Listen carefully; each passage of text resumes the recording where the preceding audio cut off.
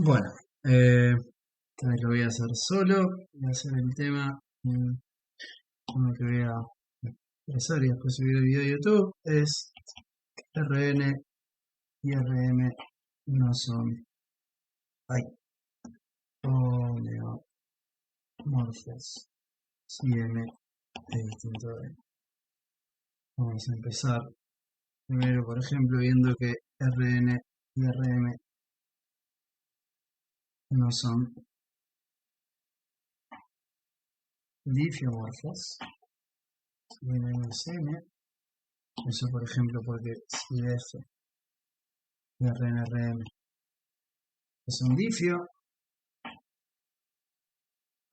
entonces el diferencial, por ejemplo en 0, el espacio tangente de Rn, que es isomorfo Rn, ante 0 Rm, que es isomorfo Rm, sería un isomorfismo de espacios vectoriales,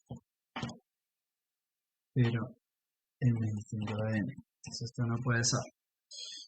Después podemos ver, por ejemplo, que el cardinal de ambos sí es el mismo. Para probar esto, por ejemplo, vamos a ver que el cardinal es el cardinal de R para todo n. Ya está claro que el cardinal de R es más chico que el cardinal de Rn porque es función inyectiva, la que me manda x en x00. Función es inyectiva y por ende esto no es menos cardinal.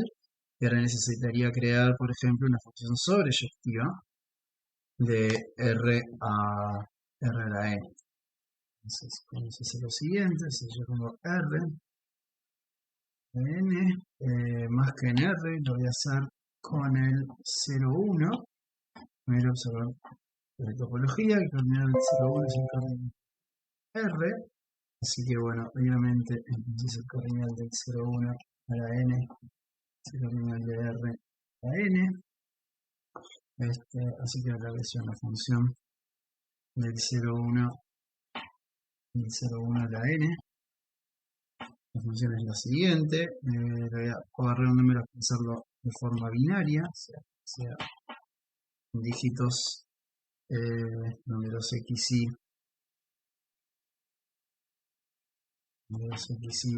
son todos cosas del 0,1, o sea 0,1 como dígitos 0 y 1, y a este lo voy a mandar de la siguiente forma. O sea, acá tengo n números, entonces voy a mandar primero la primera coordenada la manda x1, después x2, y así xn. O sea, la primera coordenada del enésimo número es xn. Y después tengo xn más 1 acá, así que le voy a poner acá, le voy a poner xn más 2, x sería 12. Y así voy. Entonces, con un número solo del 0,1 puedo armar n números del 0,1 de esta forma. Y esta función f es sobreyectiva, porque si me das n números acá, voy intercalando los dígitos y de esa forma formo en el 0,1. Así que como es sobreyectiva, eso prueba que el cardinal del 0,1 es más grande que el cardinal del 0,1 a la n. Pero como decía hoy, este es el cardinal de Rn, este es el cardinal de R, y así. Y entonces queda.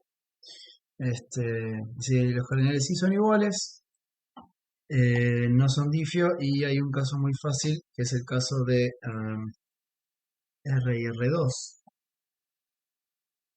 No son homeomorfos. Es el típico caso que se ve en topología también.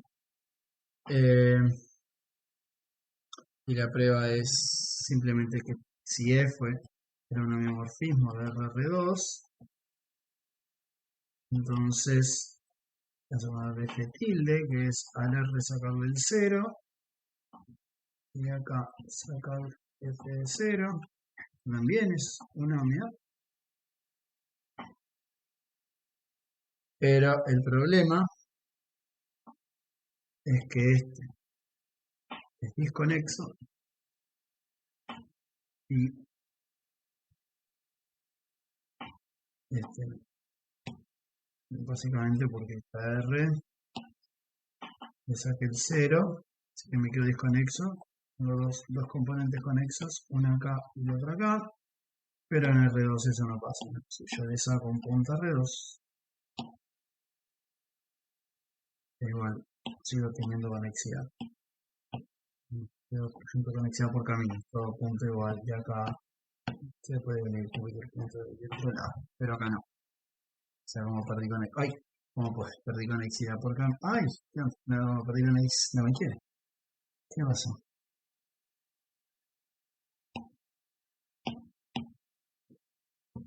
Bueno, no es lo que yo quiero. Ahora sí, como perdí conexidad por caminos no pueden ser cambiados. Bueno, vamos al plan general. O sea, esta idea no funciona bien en general porque es falso de que, o sea, si yo quisiera extenderlo a más dimensiones, acá porque hay un punto, dado un punto, lo mando un punto. Es mentira que si agarro una recta, la mando a, a una recta del otro lado. Entonces, como esta idea con más dimensiones no va a funcionar bien. Los ohmios no son tan lindos, así que acá es cuando entra la topología algebraica. Entonces vamos a hablar de un poco de topología algebraica, específicamente topología algebraica, el curso, en general siempre se basa en el libro de Hatcher, que es como la Biblia de,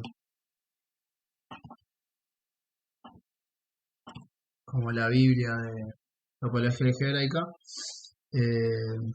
Hay como dos partes, la primera parte es el grupo fundamental, y la segunda parte, o sea, segunda parte, tipo un curso y otro curso, muy pesados, suele ser de homología. Entonces, vamos a hablar de la segunda parte, ya que si alguien está cursando topologías, primero tiene topología, después tiene topología algebraica 1, después tiene topología algebraica 2. Esto sería como una especie de tercer curso, así que bueno, algunos detalles no los voy a hacer, voy a tratar de dar como una idea, pero no ser muy preciso. Entonces, a ver, vamos entonces a hablar de homología.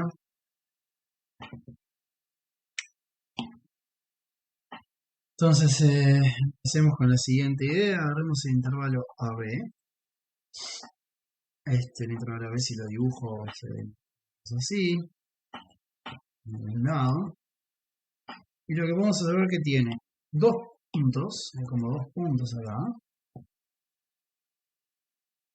Y hay una línea que los une. Entonces, digamos, una posible estructura para el intervalo B es decir que está formado por dos puntos, que lo voy a llamar cero celdas, porque los puntos tienen dimensión 0, y uno celda, que vendría a ser la línea que une A y a B. Pero yo de tengo una especie de forma, vamos a ponerle L a la línea que une A y a B. Tenemos como una cierta forma de entender el borde de L a través de la estructura que tiene el intervalo B. Cuando digo borde no es borde topológico, sino más bien como de variedad. O sea, la línea esta está como encerrada entre A y B, esas son como las cosas que están en el borde, estados de L. Y si uno empieza, por ejemplo, en B, si empezara en este punto, entonces termina en este punto. Entonces, estos puntos son en cierta forma distintos, que tienen como una especie de orientación diferente, porque cuando acá salgo, acá estoy entrando. También lo podría pensar al revés, hacémoslo de esta forma. O sea que tendrían que en algún sentido tener distintos signos. Por esto de que por uno entra y por el otro sale. Entonces, pensar basados en esa idea, voy a decir que el borde 1, porque él es una 1 celda, tiene, si empiezo con B, termino en A y bueno, por ende tiene signos negativos. También podría hablar de una especie de borde cero, donde los puntos les aplico, le busco como el borde, y en este caso va a ser simplemente mapa trivial. Para los puntos, siempre el borde de los puntos va a ser cero. Va a ser cero. Entonces yo podría crear un grupo que es llamado C0X, que es el grupo, así, es el grupo generado por las 0 celdas. Cuando digo grupo me refiero a grupo libre, abeliano.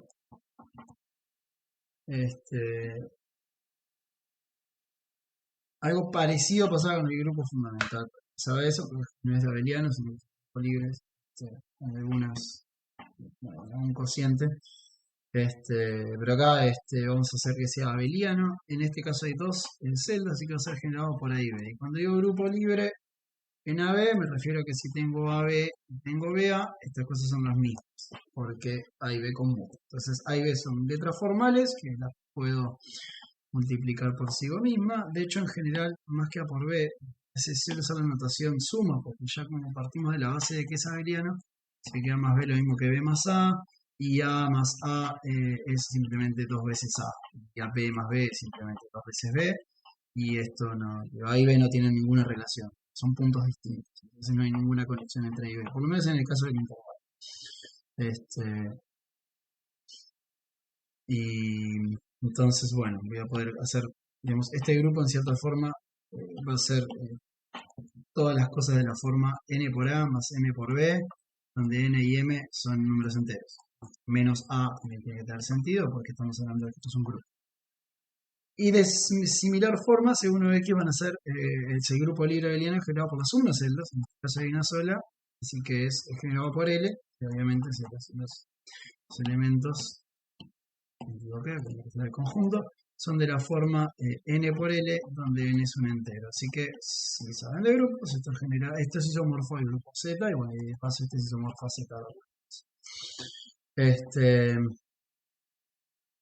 Bien, y acá en borde 1, en cierta forma, más que pensar que a L lo manda a B menos A, puedo pensar que es un mapa del grupo C1X al grupo C0X, que en grupos, si digo dónde va el generador, acá L es el generador, digo cómo se comporta el resto de los elementos. Así que, digamos, por especificarlo, acá NL iría a parar a N por B menos A. Bien, dos cosas que me van a interesar acá son el núcleo de este mapa, que en este caso el núcleo, o sea, la única forma de que esto sea cero, dado que B y A no tienen ninguna relación, es que N sea cero. Así que el núcleo en este caso es trivial. Otra cosa que me va a interesar es la imagen de este mapa. Y acá otra vez, esto es como en espacios vectoriales, la imagen es generada por la imagen de los generadores de salidas. En este caso la imagen es generada por a dónde va a parar L y va a parar a B menos A. Así que es generada por B menos A, que obviamente es isomorfo a Z. 1 y lo multiplicamos por distintos enteros. Y entonces los grupos de homología se computan así. Por ejemplo, el grupo de homología 1, el grupo de homología 0, se computa como el núcleo del mapa borde 0, que como dije, el mapa es el mapa 0, así que el núcleo va a ser todo, es generado por A y por B, sobre la imagen del borde 1, porque esto tiene sentido, ¿verdad? Porque los dos están en el mismo lugar. O sea, esto es un subgrupo de C0X y esto es un subgrupo de C0X también. O sea que tiene sentido tomar cociente. Y bueno, entonces el grupo de homología H0 va a ser ese cociente, que es el cociente del grupo A generado por A y B sobre el grupo generado por B menos A. Como dije, esto es isomorfo a Z2. O sea, lo pueden ver así también. O sea, el grupo generado por AB es el mismo grupo generado por B menos A y A. Simplemente porque este generador es este menos este y ya está. Y entonces cuando cocientan acá es mucho más fácil ver que esto es isomorfo al grupo generado por A, que es Z. O sea que H0 es isomorfo a Z. Y de la misma forma voy a definir H1X, donde ahora va a ser el núcleo de borde 1 sobre la imagen de borde 2. Pero no hay borde 2, ¿no? O sea, borde 2, con la misma idea, iría de C2X a C1X. Y estas son las dos celdas. Pero un intervalo no tiene dos celdas. Así que este grupo es trivial. Es el grupo igual a 0. Así que la imagen particular, pues solamente va a materializar al 0 porque es un morfismo. Entonces, la imagen en particular es trivial, así que esto simplemente es el núcleo de borde 1 sobre 0. O sea, básicamente es isomorfo al núcleo de borde 1. Y el núcleo ya vimos que era 0 también, así que el grupo H1 es 0. Después se pueden imaginar que cuando quiera calcular, por ejemplo, H2X, que va a ser el núcleo de borde 2 sobre la imagen de borde 3, y otra vez, este mapa es trivial, así que el núcleo es todo. O sea, el núcleo es todo, es C2X, pero C2X es 0, así que esto va a ser 0. Y así en general, si no tengo celdas de dimensión más alta, esto va a ser 0. Así que acabamos de ver que cuando X es el intervalo, los grupos de homología van a ser Z, si n es igual a 0, y 0 si n es mayor a 0.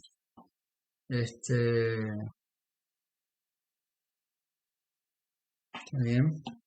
Y este, bueno, es el primer ejemplo. Vamos, otro ejemplo, un poquito, una diferencia ahora, que es lo que se llama S1, que es simplemente el lazo. Es como que agarro el intervalo B y le junto los dos extremos. Ahora sí identifiqué A con B, así que solamente tengo un punto solo. O sea, tengo una 0 celda. Y esto es una línea sola, así que tengo una celda. Así que ahora hacer las mismas cuentas. Ahora ese 0x es generado solo por una cosa sola que es A. Y tengo una línea sola que es L, así que C1x es generado por L. Y ahora, bueno, borde 0 es otra vez trivial, como dije siempre, los puntos, el mapa borde de los puntos es siempre 0. Y borde 1, acá se con entender a dónde va el generador, y el generador es solo L, y acá, haciendo la misma idea, se puede pensar que era el intervalo, pero ahora le identificamos los extremos A y B, así que si antes iba B menos A, pero ahora B y A son iguales, esto va al borde trivial, va al 0. Así que otra vez podemos calcular el núcleo de borde 0 va a ser todo. Vamos a calcular si la imagen de borde 1 va a ser 0, ¿verdad? Porque si el generador va al 0, todo va a ir al 0. Y podemos calcular el núcleo de borde 1, que es todo. Dado que L, que es el generador, va al 0, todo va a ir al 0, así que todo. Y después, como pasó en el ejemplo anterior, cosas de dimensión mayor van a ser ceros, en particular la imagen de borde 2 va a ser 0 porque no hay cosas no hay dos celdas, no hay cosas de dimensión 2 juntadas acá. Así que otra vez podemos calcular ahora que H0 de X va a ser, como decía, el núcleo de borde 0 sobre la imagen de borde 1, que es A sobre 0, que es isomorfo a Z, y H1 de X, que es el núcleo de borde 1 sobre la imagen de borde 2, que va a ser, va a ser Z. Va a ser generado por L sobre 0, y esto es también isomorfo a Z. Y después en general va a ser 0 si viene mayor mayor a 1. Bueno, vamos a ver un ejemplo de dimensión 2. Ejemplo de esfera S2. Esfera S2. Acá de vuelta lo primero es dar una estructura de esto. Una estructura posible podría ser que hay un punto, que hay un lazo, como en el caso anterior, hay un lazo L, y después podría pensar que tengo dos cuadrados, o sí, están como dos tapas, que lo que hago es despego su borde, se va a identificar con el lazo acá, una va a ir hacia arriba y la otra también se identifica su borde con el lazo que está acá en la esfera que estoy construyendo y lo pego por abajo. O sea, este se corresponde al hemisferio de arriba y este el de abajo. Recuerden que la esfera es simplemente el borde, la parte de afuera. O sea, no hay interior. ¿Sí? O sea, la parte de adentro no es parte de mi conjunto. Simplemente la cáscara. Bien, entonces acá hay una estructura. Vamos a ponerle, por ejemplo, A y B. Al hemisferio de arriba, al hemisferio de abajo. La parte de, por ejemplo, borde 0 es 0 como siempre, borde 1 es otra vez entender a dónde va L, pero es parte de L, el S1 de antes, así que esto va a pasar de lo mismo. Va a ir al punto A menos, va a ir a menos A que 0. Y ahora nos interesa más entender, bueno, qué son el borde de A y qué son el borde de B. Bueno, primero, ¿qué refiero con el borde ahora de algo de dos dimensiones? Bueno, el borde de algo de dos dimensiones va a ser la parte de dimensión 1, que vendría a ser como más o menos mencionado hoy, esta parte de acá. Este, y, y justamente por cómo pegamos, como mandamos esto a la esfera, esto se identifica con L, ¿verdad? Entonces el borde de A va a ser justamente el propio L. Como no estamos ni doblando sobre sí mismo, etcétera, va directamente a L y no a 2L o cosas así. Uno también podría pensar que va a menos L, ahí depende un poco de cómo uno oriente a L. ¿Sí? Pero eso no va a cambiar los efectos de la cuenta. Y borde 2 uno podría pensar lo mismo, podría pensar que está pegando a L, o sea, las caras del cuadrado son L, así que este también va para L. Y ahora uno empieza otra vez a hacer las cuentas. Por ejemplo, H0 es núcleo de borde 0 sobre la imagen de borde 1. El mapa borde 0 es 0 y hay una celda, así que este es el generado por una 0 celda, así que es generado por el punto SA.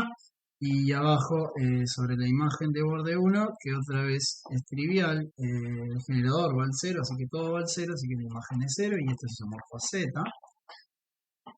Después H1 de X es el núcleo de borde 1 sobre la imagen de borde 2. El núcleo de borde 1, o sea, todo, el borde 1 va todo al 0, así que el núcleo es todo, hay solo una celda, que es L, así que este es el grupo generado por L. Y la imagen de borde 2, bueno, los dos van a parar a L, así que todo va a ir a parar a cosas que son múltiplos de L. O sea que esto es grupo generado por L, así que esto es 0 ahora.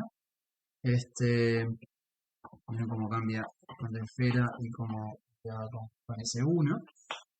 Y H2, bueno, es el núcleo de borde 2 sobre la imagen de borde 3. Bueno, imagen de borde 3 es 0 porque otra vez no hay cosas de 3 dimensión. Y el núcleo de borde 2, bueno, o sea, las cosas de C2 son combinaciones de A y B, que son los dos celdas que tenemos. Así que el borde 2 de esto va a ser simplemente, porque el borde 2 es un morfismo, va a ser n por L más m por L. Si uno pretende que esto sea 0, entonces van a tener que ser m igual a menos m. Y esta es la condición, digamos. Entonces, el núcleo va a ser generado por las cosas de la forma menor. Se da menos b va al 0 porque a es igual a L y después todos múltiplos de ellos es lo coeficiente todo. Y esto es isomorfo Z, así que esto que es isomorfo Z. Y después, de ahí en adelante, como no hay celdas de mayor dimensión, esto va a ser 0. Y bueno, y así uno podría seguir jugando. Y un par de observaciones interesantes para hacer acá. Eh, o preguntas que uno se puede empezar a hacer. Como por ejemplo, yo siempre estaba tomando el núcleo de borde n sobre la imagen de borde n más 1. Para tomar cocientes en grupos necesito saber que este está incluido de este. Así que una pregunta sería, siempre el núcleo de borde n contiene la imagen de borde n más 1. Digo, en todos los ejemplos anteriores pasó, pero es algo que pasa en general. Es una pregunta que uno se podría hacer. Lo siguiente creo que es una pregunta que más obvia quizás es ¿qué pasa si tomo otra representación en celdas?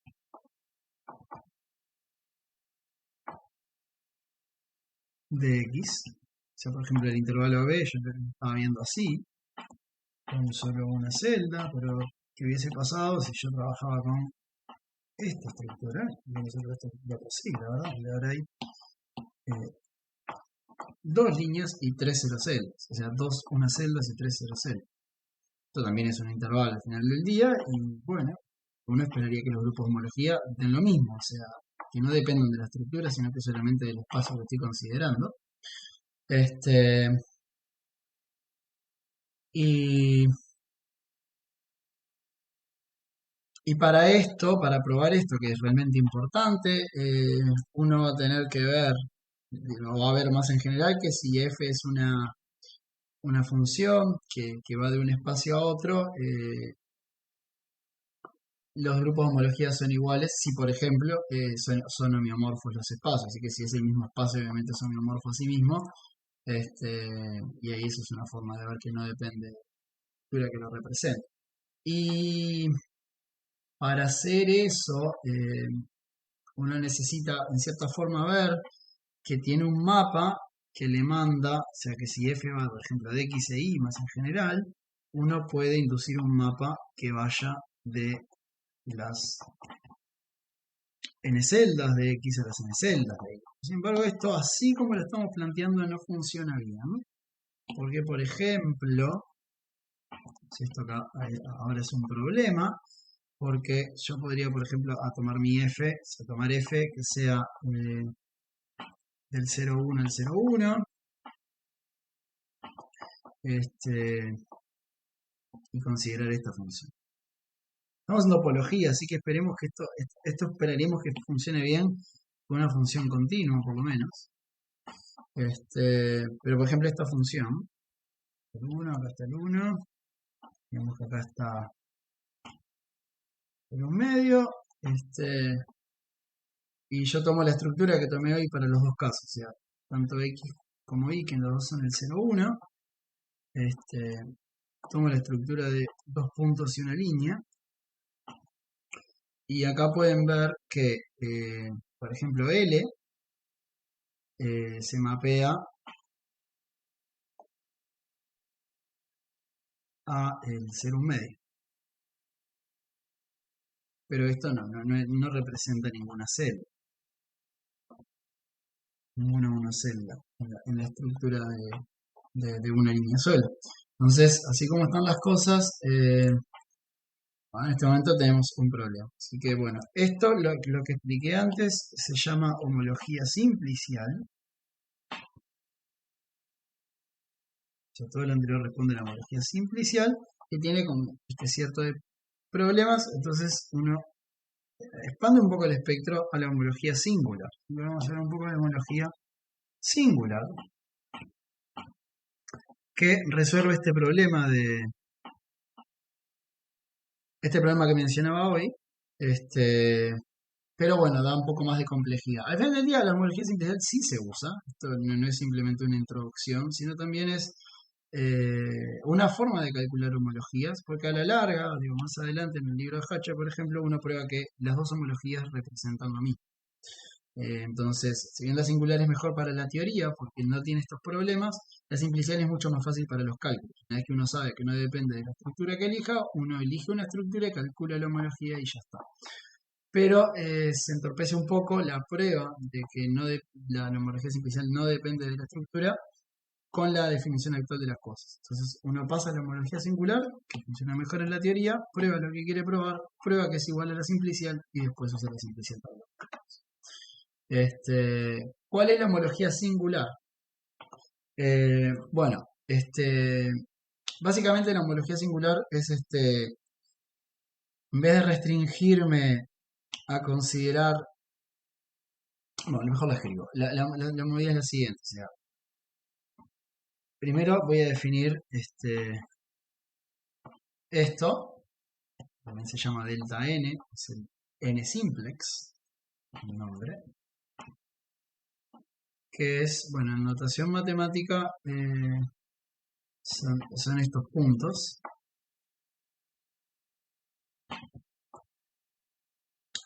Esto tiene Rn más 1 y que la suma de esto subida a 0. Pero es más fácil dibujarlo. O sea, por ejemplo, cuando n vale 0 es un punto. Cuando n vale 1 es una línea. Cuando n vale 2,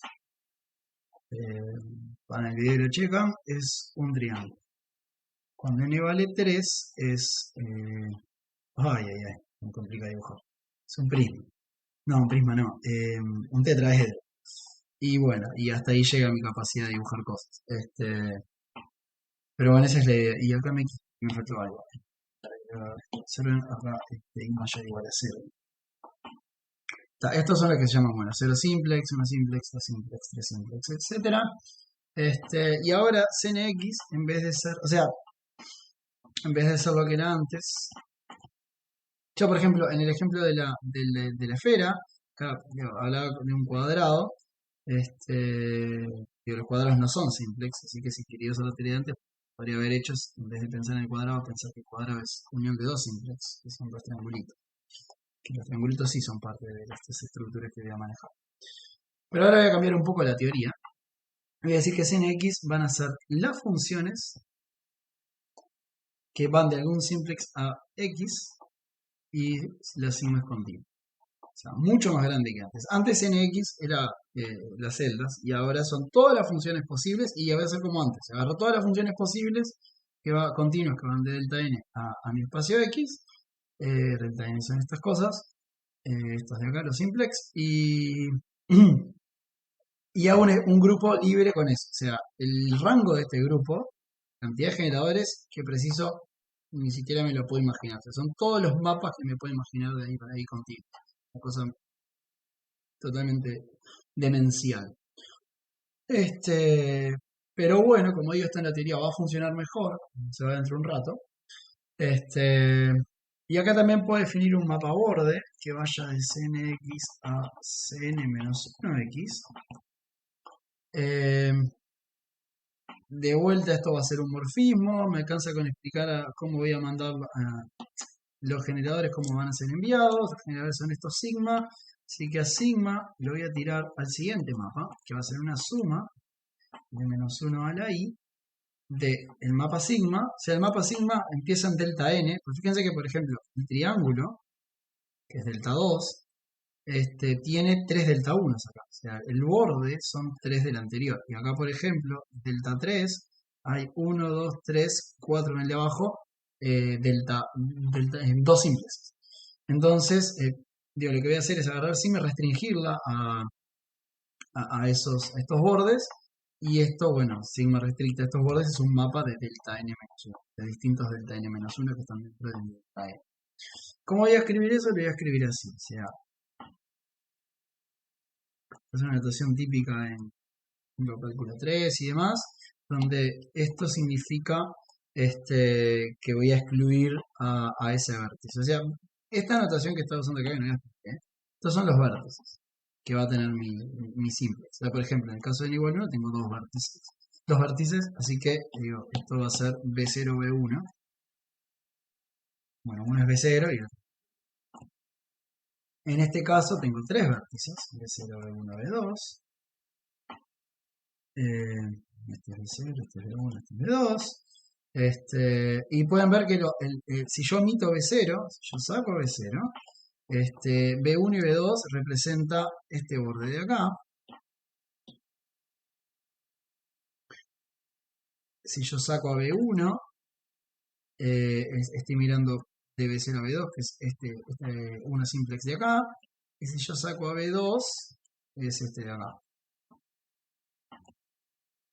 Y lo mismo pasa acá abajo, ¿no? O sea, este es B0, B1, B3, porque hay 4 puntos. Y a medida que voy sacando un vértice, voy teniendo los distintos triángulos, dos simpleces que tiene el 3 simplex.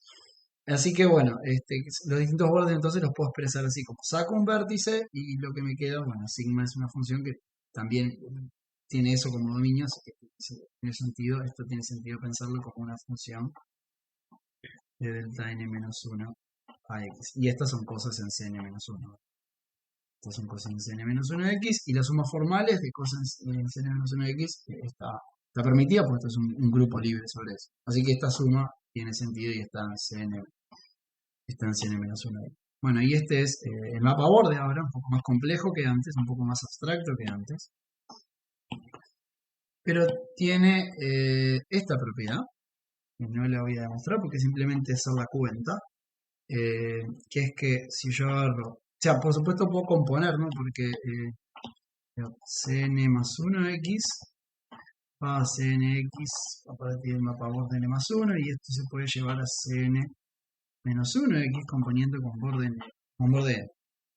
¿Qué pasa cuando compongo dos mapas borde? Esto me da 0. O sea que borde n más el borde n más 1, esto es 0. O sea, y eso es simplemente agarrar esta cuenta, tener un poco de cuidado y después repetirlo. O sea, hacer esta cuenta para alguien de borde n más 1, de n más 1, de cn más 1, aplicarlo a borde n más 1, después repetir lo mismo para cada término y ver que al final del día todo se va a cancelar.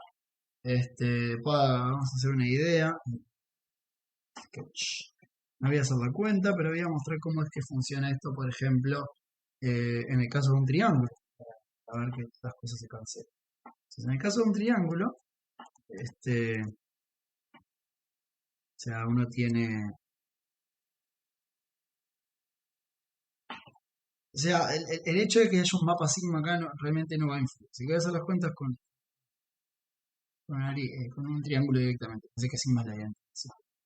Entonces, cuando yo le aplico borde a esto, por la definición que di antes, es saco, o sea, suma va de 0 a n. Entonces, saco al 0 y hago menos 1 a la 0, que es positivo, y me quedo con B1, B2.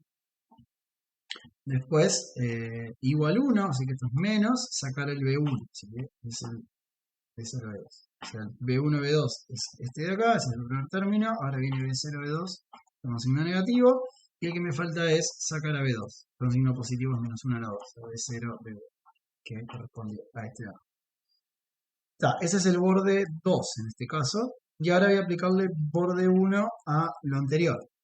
Borde 1 a lo anterior va a ser, bueno, B1, B2 va a ser, primero le saco el primer vértice, con signo positivo, así que me va a quedar B2. Saco los corchetes, me va a quedar B2.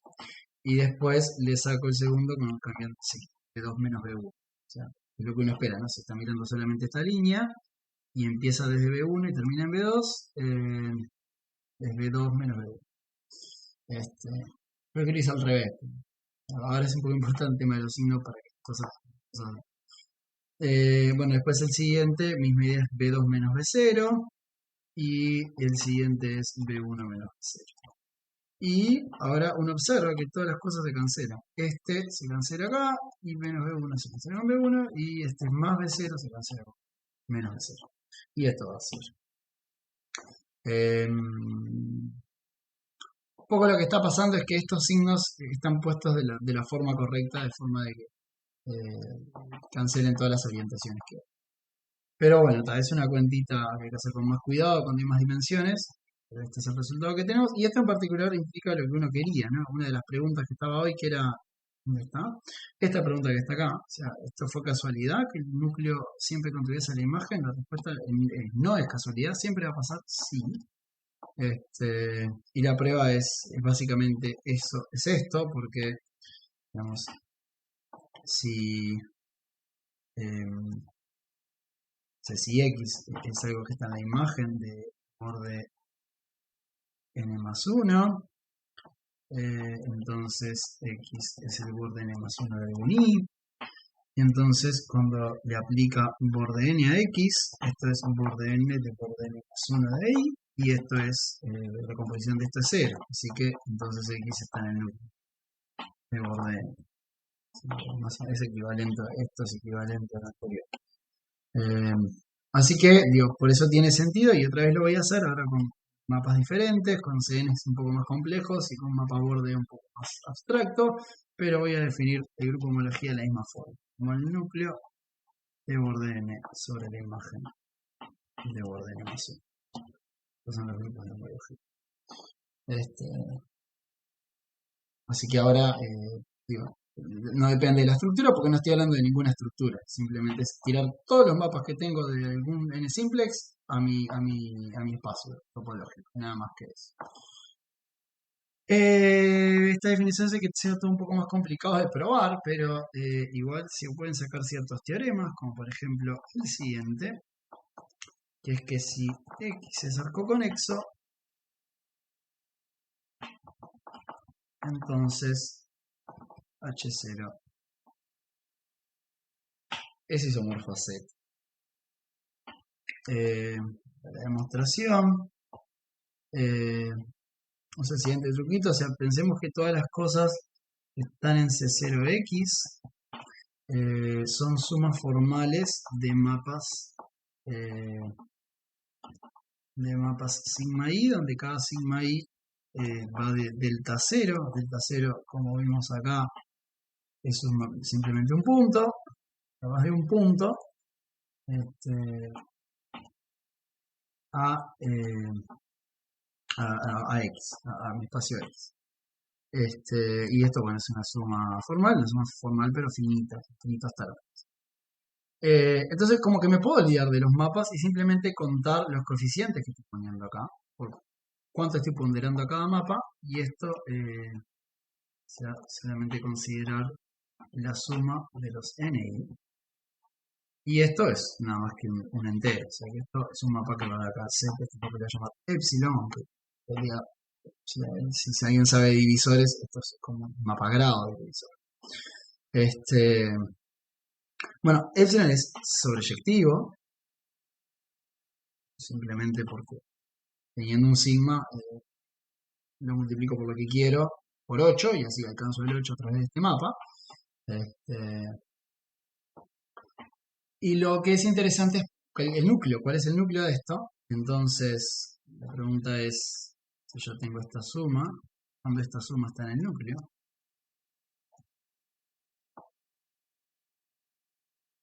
Y bueno, va a estar en el núcleo si solo si esta suma es 0. ¿Verdad? O sea que en cierta forma tengo como una especie de cancelación entre todos los NI que tengo. Pongamos GNI, o sea que tengo por ejemplo, el mapa este es 2 sigma 1, de que el elemento este es 2 sigma 1 más 3 sigma 2, o sea, esto va a ir a 5, si le aplico epsilon, o sea que no está en el núcleo, pues si por ejemplo le pongo menos sigma 5 sigma 3, esto está en el núcleo, porque la suma de los coeficientes da 0.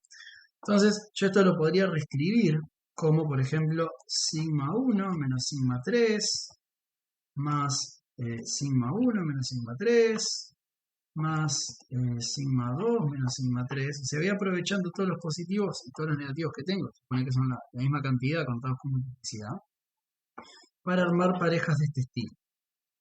Sigma 2 menos sigma 3. ¿Sí? Tengo 5 positivos, tengo 5 negativos, entonces puedo armar 5 parejas de uno positivo y uno negativo. Y siempre que esté en el núcleo voy a poder hacer eso. Así que, digamos, si este está en el núcleo, y viceversa, ¿no? Si está en el núcleo, si solo sí, digo, lo puedo escribir, vamos a ponerle nombre, esto es ponerle sigma.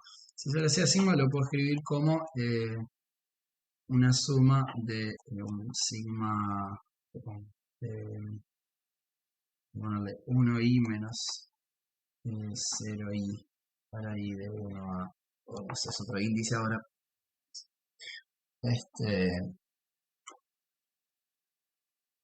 Y bien.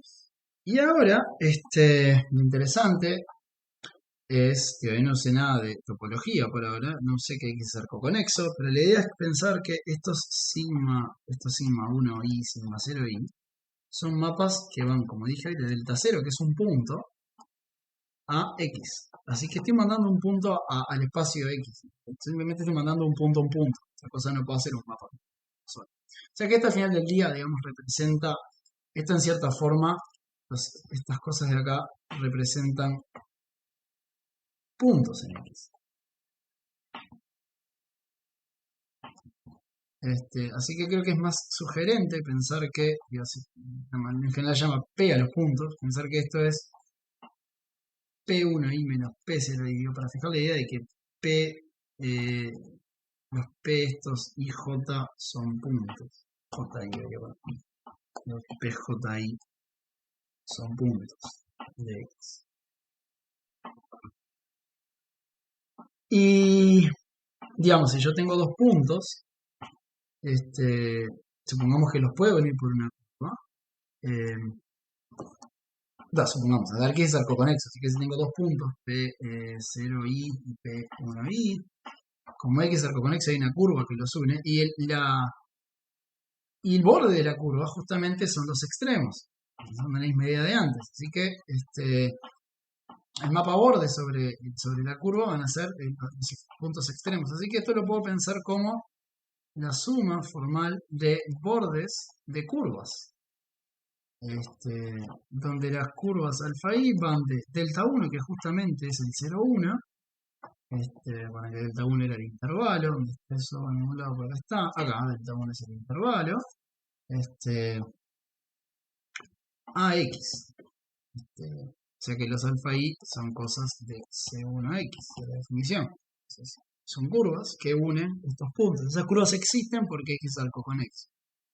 Entonces, sigma lo puedo pensar como suma de bordes 1 de curvas o de mapas que van de un 1 simplex a mi espacio. Pero, a ver, el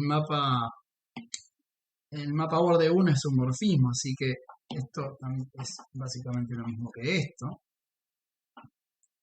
Así que en otras palabras estoy diciendo de que sigma está en la imagen. En realidad venía llevando todos con sí, solo cis, así que lo que acabamos de ver es que sigma está en el núcleo de epsilon, sí, solo sí, sigma está en la imagen de borde 1. O sea, en otras palabras acabamos de ver que son iguales, ¿no? O sea, esto acaba de decir que el núcleo de epsilon es la imagen. Bien, eso porque X es arcoconexo. Entonces, cuando vamos a calcular el grupo de homología de X, recordemos que la definición era el núcleo de borde 0 sobre la imagen de borde 1, pero el núcleo, pero borde 0 es siempre 0, así que el núcleo es todo, es C0X. Esto queda sobre la imagen de borde 1, que es el núcleo de epsilon. Y epsilon era justamente un mapa que iba de C0X a los enteros. Y este es su dominio y este es su núcleo, así que por el primer teorema de isomorfismo esto es isomorfo a la imagen de epsilon, que ya vimos que epsilon era sobreyectivo, así que esto es todo z. Y ahí probamos lo que queríamos. El grupo 0 de homología es z cuando es inyectivo. ¿Qué va a ser la mayoría de los casos que vamos a trabajar? Por ejemplo, para probar que va a probar siempre el caso. Bueno, vamos a otra cuestión del tema. Se decía que pasábamos a homología singular porque si no teníamos este problemita de que cuando aplicábamos un mapa a una simplex, a una celda, por ejemplo, no iba a ir a una celda necesariamente. y que esta nueva idea de la homología singular sí arreglaba eso. Entonces vamos a ver lo que se llaman push forwards, es una idea general de álgebra muy útil, no solo de álgebra, aparece en varios lados. Y acá la idea es la siguiente, o sea, vamos a agarrar, bueno, que la idea era poder definir un mapa a nivel de los CNX a CNI, teniendo un mapa de X ahí continuo, que esto me iba a permitir sacar, por ejemplo, que no dependía de la estructura, que era un problema. Entonces, la idea va a ser la siguiente, se recuerden que CNX era generado por mapas y sigma que iban de delta n a x, y bueno, CNI son mapas que van de delta n a y. O sea, tengo delta n, tengo x, tengo y, acá tengo el mapa f, y acá tengo un mapa sigma, por ejemplo. Entonces, si yo tomo la composición de f con sigma, esto es un mapa que va de delta n a y, que es justamente un mapa de acá. Entonces, ese va a ser justamente el mapa que f va a inducir, por llamar f numeral, a un mapa que va de CNX a CNI, y otra vez me alcanza con decir a dónde manda los generadores, que son sigmas de esta forma, y a sigma le voy a mandar a componerlo con a f compuesto con sigma. No soy de poner el cerito en la composición, así que voy a poner como si fuese f por sigma, pues es la composición de f con sigma. Bueno, esto no es difícil probar que es un homomorfismo de grupos, pero lo que más me va a interesar de este homomorfismo es poder definirlo en homología. Entonces, para eso necesito ver que no depende de los representantes que tomo. Entonces, acá viene este lema de dos cosas.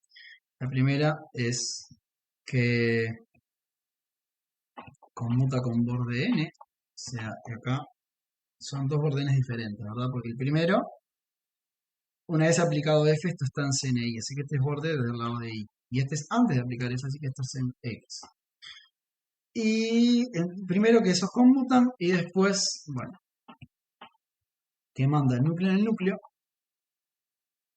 Este es el núcleo para x y este es el núcleo para y. Y lo siguiente es que manda imagen a imagen.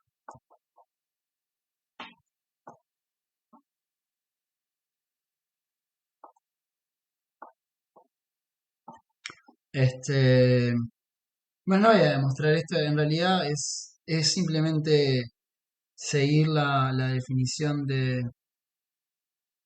Ah, no, sí lo digo. Enviar una idea. O sea, la idea es... mentir. Para la primera, no, perdón, numeritos, 1, 2 y 3. Para uno es... recomiendo hacer la cuenta, o mirarla de Hatcher, pero la idea es que... o sea, borde, la definición de borde era esta. ¿Dónde está? Esta es la definición de borde, que está acá. Entonces, pensé que borde actúa como del lado de adentro. O sea, cuando yo aplico borde, lo que hago es como sacar un vértice y hacer una suma, pero el vértice es como del lado del dominio de sigma. Y yo ahora cuando aplique f, en realidad voy a hacer cosas acá. Voy a poner una f acá. Entonces, como trabajan en lugares diferentes, no hay mucho problema con la comunidad, porque no van a actuar sobre el mismo lugar, donde podría generar un conflicto que las operaciones comunes. Entonces, básicamente por eso, como bueno, hacer la cuenta siempre es mejor para entender ciertas cosas. Y bueno, eso es uno, esa es la idea de uno. Y para 2 y 3 salen de uno, básicamente. Porque, por ejemplo, si x está en el núcleo de borde nx, eso significa que borde nx de x es 0. Pero entonces, cuando uno hace f de borde nx de x, esto es borde ni de f de x,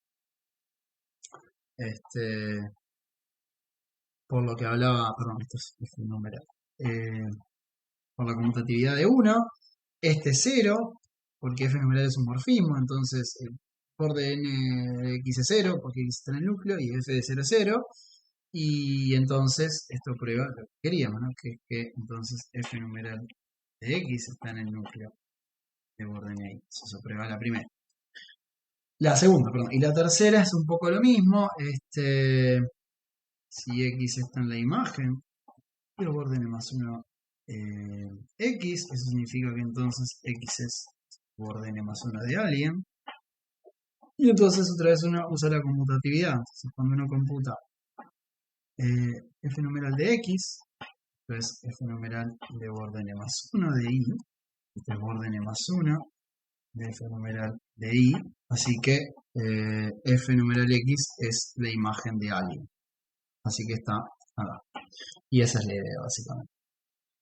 Así que estas dos propiedades me dan algo muy bueno. Me dice de que si yo restringo f numeral al núcleo de borde nx, voy a ponerlo mejor dicho así, si yo me restringo acá, voy a mirar todo el espacio, esto va a ir, también se va a restringir en imagen, va a ir a parar a donde quiera. Y a su vez la imagen se mapea, como decía, se mapea a la imagen del otro lado. O sea que esté autorizado a tomar cocientes acá. Y esto va a seguir estando bien definido. Borré la vela. Y eso es lo que yo voy a llamar F after. Es un F after bien inducido de F numeral. Y por definición, esto es el grupo de homología de n de x. Y esto que está acá es el grupo de homología n de y. Así que acá vamos a construir un mapa que tiene que ver con f que va de acá para acá. Eso era lo que nos daba problemas con la homología simplicial así como estaba definida. Y ahora básicamente funciona porque como estoy tomando todos los mapas posibles que van de delta n a x, cuando compongo con f tengo mapas que van de delta n a y, que ya estaban en CNI también. Entonces, esa es básicamente la razón de la que la teoría singular es mejor para la teoría. Esto es como mucho más natural, teóricamente es más natural que con la homología simplicial en pasado. Y esto también son propiedades muy típicas de topología, de álgebra, perdón, que va a cumplir el numeralcito abajo siempre es push forward, ¿no? Y las propiedades que tienen los push forward acá funcionan también. Así si yo compongo dos mapas F y G y tomo el push forward en homología, esto es la composición de los push forward. Y acá, bueno, después el mapa identidad, o sea, el mapa que va de X en X, si uno toma el push forward, es el morfismo de identidad a nivel de homologías. Y con estas dos juntas uno saca una de las cosas importantes, que es que si F es un homeomorfismo entre X e Y, entonces el push forward es un isomorfismo para todo N. Y en esto básicamente se basa la prueba. Esto se fue, pero el objetivo era ver que Rn y Rm no son homeomorfos. Entonces la estrategia de prueba va a ser básicamente calcular los grupos de homología de uno y otro y ver que no son iguales. Así que como no son iguales, no pueden ser homeomorfos. F after, si fuesen homeomorfos, hay un homeomorfismo, F after induce un isomorfismo, y si uno tiene los grupos de homología son diferentes, no puede haber isomorfismo. Así que ese es el plan. Así que ahora lo que uno necesita es más herramientas, porque como digo, esta teoría está buenísima, pero no es muy útil para calcular grupos de homología. Necesita ahora más herramientas para hacer más fácil el cálculo de los grupos de homología.